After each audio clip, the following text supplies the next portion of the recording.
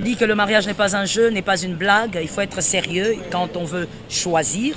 Il faut être mature quand on veut choisir. Il faut être conscient de ce qu'on veut. Et ce qu'on veut dépend de là où on va. On ne choisit pas par caprice. C'est là que je parle de la maturité. On choisit un conjoint parce qu'on sait où on va. On sait qui on est. On est enfant de Dieu, on a une destinée. Et on choisit quelqu'un qui sera capable d'amplifier cette destinée. Et donc, on choisit par maturité, on choisit par conscience et non par caprice. Le choix du mariage. J'ai déjà parlé des éléments qui doivent être dans le kit du choix.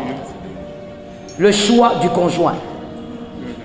On ne choisit pas, et je le répète encore, on ne choisit pas une femme, un homme à cause des pulsions sexuelles qu'on ressent quand on est devant lui ou quand on est devant elle. Non. On ne choisit pas par pulsion. Parce que tu es tellement excité quand tu es devant ces garçons-là, tu dis, c'est lui l'homme de ma vie. Il y a différence entre excitation et réflexion. On choisit par réflexion, on ne choisit pas par excitation. J'ai besoin des amens. Tu fais semblant comme si ce que j'ai dit là, toi tu ne connais pas. Alors que toi, moi je dis à 4, toi tu connais même 10. On ne choisit pas parce que les jeunes gens, vous êtes dans ça. Non, quand je vois cette fille-là, je fonds. Quand je vois, mon frère, tu fonds, tu vas disparaître. Tu as déjà vu le beurre qu'on met dans une poêle au feu? Ça disparaît. Non, quand je la vois, il y a des sens qui se réveillent en moi. Oui, oui. Quand tu seras marié, il y a d'autres sens qui vont se réveiller en toi. Ça sera les sens samsoniques. Tu vas commencer à bastonner. Pourquoi? Parce que tu n'as pas choisi avec réflexion. Tu as choisi par excitation. Non. Non, quand on est... Voilà aussi le problème du péché. Non, comme on est fiancé là, même pas fiancé, copain. Écoutez, entre nous soit dit, hein, le copinage est un péché. Accepte pas. La vérité ne change pas parce que tu la refuses. Laisse-moi dire quelque chose pour un homme intelligent. La vérité ne change pas parce que tu la refuses. Au contraire, une vérité que tu refuses te rend ignorant et te rend insensé. La vérité demeure. C'est pas parce que tu résistes à la vérité que la vérité n'est pas vérité. Le copinage est un péché. Qu'est-ce que vous allez faire dans le copinage? À part vous toucher, vous tripoter, vous tourner recto verso. Qu'est-ce que vous allez vous faire là-dedans? C'est tout ce qu'il y a là-dedans. Je rentre à ce que je disais. Et maintenant, quand vous êtes dans une relation pareille, tu vas dire, toi, mademoiselle, non, tu sais, un homme ne m'a jamais embrassé comme ça. Quand il m'embrasse, je monte dans le 5e ciel. Ah bon? Le mariage va t'amener en enfer. C'est-à-dire, te marier avec un homme comme ça, tu te maries seulement parce qu'il crée des pulsions en toi. Tu vas aller dans un mariage enférique. Parce que tu vas souffrir. On ne se marie pas avec un homme parce qu'il t'excite. Avec une femme parce qu'il t'excite. On se marie avec quelqu'un parce qu'on a réfléchi. On a pris le cœur, on a mis à côté, maintenant on commence à réfléchir. La tête commence à fonctionner. J'ai l'habitude de dire ceci aux filles. Laisse-moi aussi te dire à toi. Je ne sais pas quand est-ce que je te verrai. Peut-être que la prochaine fois, ça sera au ciel. Alors laisse-moi te dire ça. Écoute-moi. Ève, qu'on a l'habitude de crucifier, elle a amené le monde dans le péché. La femme là, c'est à cause d'elle. La femme a péché. Mais je pose la question. Est-ce que Ève avait péché parce qu'elle avait besoin d'avoir une maison? J'ai besoin que les femmes me répondent. Hein? Si tu n'es pas femme, tu es homme. Parce qu'on ne sait jamais. Le monde actuel, je peux te voir comme ça, homme que tu es. Tu es un transgenre. Donc, avec le monde actuel, on ne sait pas. On ne sait pas qui est qui. J'ai dit que les femmes me répondent. Que les femmes me donnent la main. Est-ce que Ève avait péché parce qu'elle avait besoin que Adam lui donne une portion du jardin d'Éden? Ève avait péché parce que le serpent lui avait dit, c'est un arbre qui donne l'intelligence. Elle avait envié l'intelligence. Ce n'était pas une femme bête. C'était une femme qui était derrière l'intelligence. Certes, c'était une désobéissance à Dieu, mais la femme recherchait ce que le serpent avait dit. Le serpent n'avait pas dit que ça allait te donner des maisons ou encore des tissages. Le serpent avait dit que tu seras intelligente. C'était donc une femme qui aimait l'intelligence. Son péché était le fait d'aimer l'intelligence. Toi, comment tu es plus baudet même?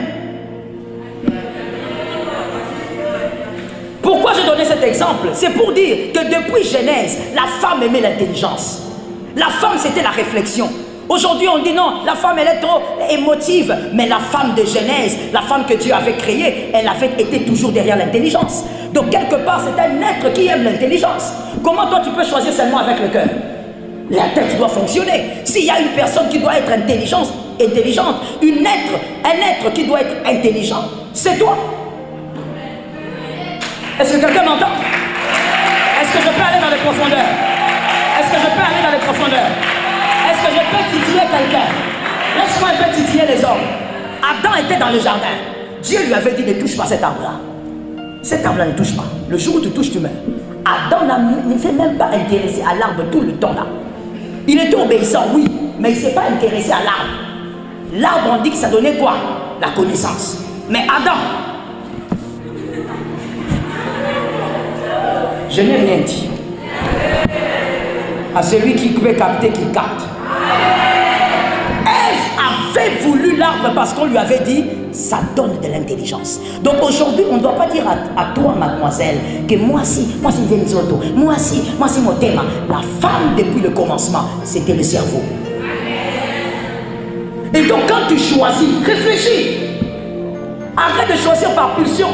Oh non, un homme ne m'a jamais écrit des textos bien comme ça. Quel texto? Tu parles de qui? De ce Congolais là? Il est d'où? De l'Équateur, du Mandundu, du Kassai. Tu as déjà lu les textos des Italiens? Il y a texto et texto. Hein? C'est le petit texto, la façon qu'on t'a envoyé là, qui t'a enlevé tout le cerveau. La vie, c'est toute une histoire. La vie, c'est pour la bâtir. Tu vois, tel que tu étudies là, c'est parce que tu veux bâtir une histoire. On ne blague pas avec sa vie. Il faut respecter sa vie. Tu as une histoire à bâtir. À 25 ans, tu dois avoir un témoignage. À 30 ans, tu dois avoir un témoignage. À 40 ans, tu dois avoir un témoignage. Ne joue pas avec la destinée. Dans la barque de sa vie, on n'embarque pas n'importe qui. Parce que dans la barque de sa vie, beaucoup de choses peuvent arriver. On embarque quelqu'un qui est conscient de là où on va. Que l'Éternel t'aide. On choisit parce qu'on sait qui on est. Tu es enfant de Dieu et tu connais là où tu vas. On choisit parce qu'on sait qui on est. Moi, je pose la question. Est-ce que maintenant je peux rentrer chez les hommes? Je peux poser une question? Je pose la question aux hommes. Toi, tu es enfant de Dieu. Toi, tu es chrétien. Regarde même comment tu es venu dans une conférence où on parle de Dieu. C'est une conférence christocentrique. Même quand on parle du choix mariage, mais il s'agit de Christ ici. Mais mon frère, comment toi, tu peux aller choisir la fille que tu veux épouser là? Elle passe toute sa vie dans les boîtes de nuit. C'est la fille que toi tu veux. Donc tu choisis sans te connaître ou quoi? Toi tu veux seulement cette fille-là qui est incapable de respecter ta mère. Quand tu parles de ta mère, elle te dit, ah laisse ces histoires-là, les choses de maman là, l'amour c'est deux. Qui t'a dit que l'amour c'est que deux? On s'aime à deux, on se marie avec tout un peuple. Tu le savais pas? On s'aime à deux. Mais le mariage, ça engage tout un peuple, c'est-à-dire des familles. Le mariage ne se fait pas qu'à deux. Tu dois être conscient de ce que tu es en train de faire aujourd'hui. Tu es enfant de Dieu, choisi en tant qu'enfant de Dieu. Le choix du conjoint se fait aussi par rapport, je l'ai dit d'ailleurs, par rapport à ce que tu peux apporter à l'autre. Regarde les phrases égocentriques qu'on a l'habitude de sortir, ou qu'on avait, pour moi en tout cas qu'on avait quand on était jeune, quand on était célibataire. Les phrases égocentriques. Il me faut une bonne personne. Je te pose la question, la bonne personne que tu veux, est-ce que tu pourras la bonifier? Parce que quand on choisit une bonne personne, il faut essayer d'être capable de la bonifier. Tu ne choisis pas un bon garçon pour que le garçon, il avait déjà son diplôme, avec son intelligence, mais depuis que ce garçon-là t'a choisi, rien ne marche dans sa vie. Le boulot même, il n'arrive pas à avoir. Tu ne choisis pas une fille qui avait des ambitions dans la vie pour qu'elle entre chez toi, elle commence à te préparer la boule tous les jours et ça se limite là. Elle te fait 15 enfants. Quand tu choisis une bonne personne, tu dois être capable de bonifier cette personne. Tu dois être capable de communiquer un certain ajout moralement, intellectuellement, émotionnellement. Tu veux une bonne personne pour faire quoi avec elle? Beaucoup de gens, on reçoit les couples tous les jours, hein, vous savez. C'est pourquoi comme moi on m'appelle pour parler aux jeunes. Même quand je suis busy, même quand je suis appelé à plusieurs prédications comme je l'étais aujourd'hui, mais je m'efforce de venir. Parce que je me dis, il faut même sauver un seul. Vous n'avez pas idée combien de couples nous recevons dans nos bureaux. Je ne parle pas des couples qui ont 50 ans. Je parle des jeunes gens comme vous. Mais il faut écouter le genre de pleurs qu'il y a dans les foyers. Tout ça pourquoi? Tu vois une femme qui avait des ambitions, qui avait des rêves. L'homme aussi, ils ont pratiquement étudié dans la même université comme toi là. Ils finissent ensemble, ils ont des rêves, voilà, tout ça. Mais quand ils se marient, l'homme commence à brimer cette femme à un niveau où tout ce qu'elle avait se résume à la casserole.